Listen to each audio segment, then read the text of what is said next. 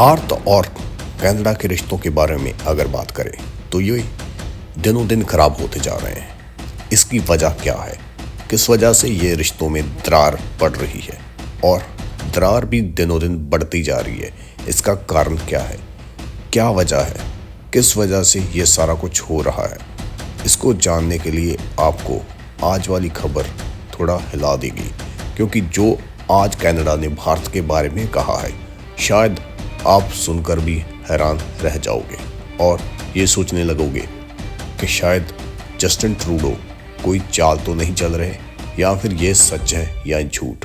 कुछ चैनल्स ने तो जस्टिन ट्रूडो की बात सुनकर ये तक कह दिया कि ऐसी बात तो कोई समझदार नेता कह नहीं सकता जो ट्रूडो ने भारत के बारे में बोल दी है। जस्टिन ट्रूडो ने भारत, चीन और रूस के बारे में वो शब्द बोल दिए जिसको शायद कोई देशवासी सुनना नहीं चाहता होगा।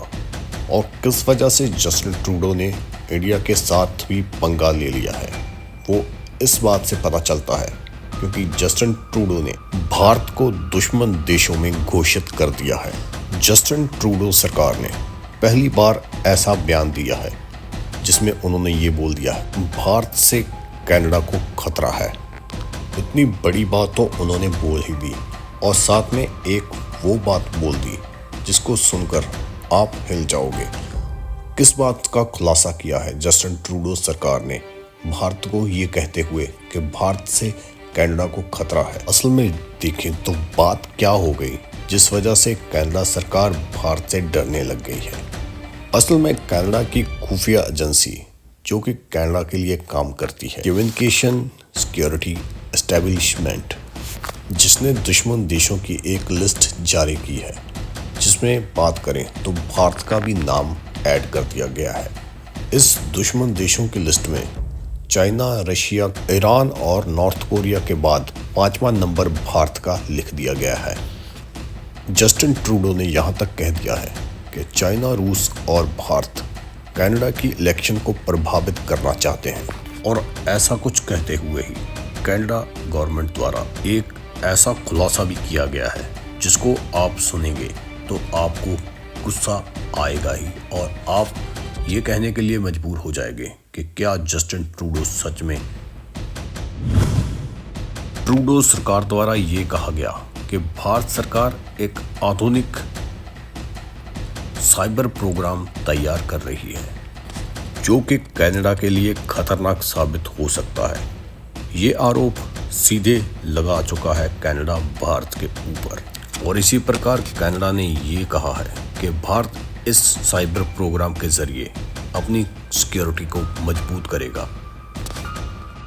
भारत ऐसा साइबर प्रोग्राम तैयार करके काउंटर नैरेटिव तैयार करना, वो ऐसा दुनिया में अपनी स्थिति मजबूत करने के लिए कर सकता है जिसके लिए बाकी देशों को जैसे कि कनाडा को खतरा हो सकता है।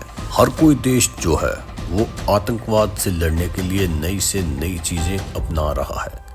ऐसा ही अगर कोई देश करता है तो दूसरा देश ये कह देता है कि उससे इनको खतरा है, तो ये बात कुछ जच नहीं रही क्योंकि भारत के लिए यही कहा गया है।